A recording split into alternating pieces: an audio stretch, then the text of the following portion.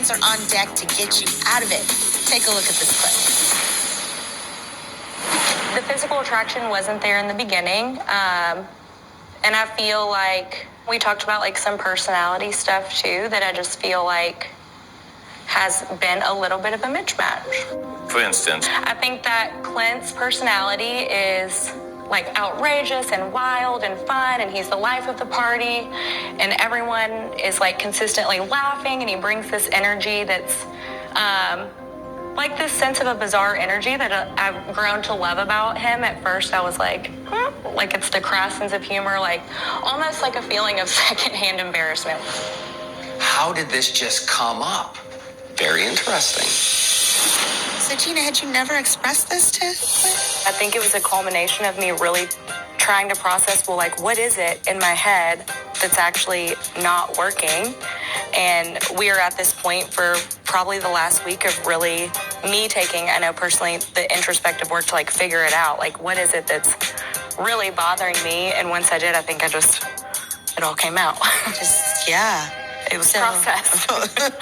Clint's face was like, he was a deer in headlights. He was a little stunned. I mean, I don't know how Clint doesn't know that he is that way. Like, he's the life of the party. He's the funny guy. He's the crazy, bizarre one. And he talks about that. Like, he'll tell you, I live on Front Street and I do this and that.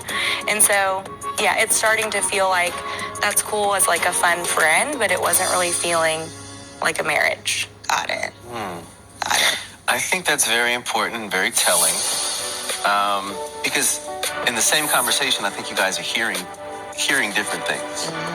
And in this conversation, like you're saying, I don't know how he doesn't know he's these things. He knows he's these things, but he loves that about himself. He's not changing.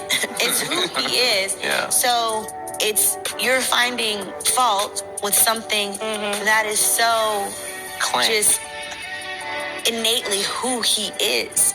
So because it's innately who he is, he sees no issue with it.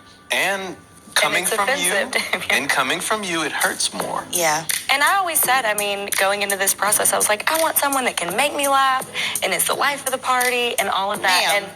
And I'm learning, like, okay, maybe I do need someone a little more reserved. Like, I always thought I was the loud one. Okay. Well, you have met your match, apparently.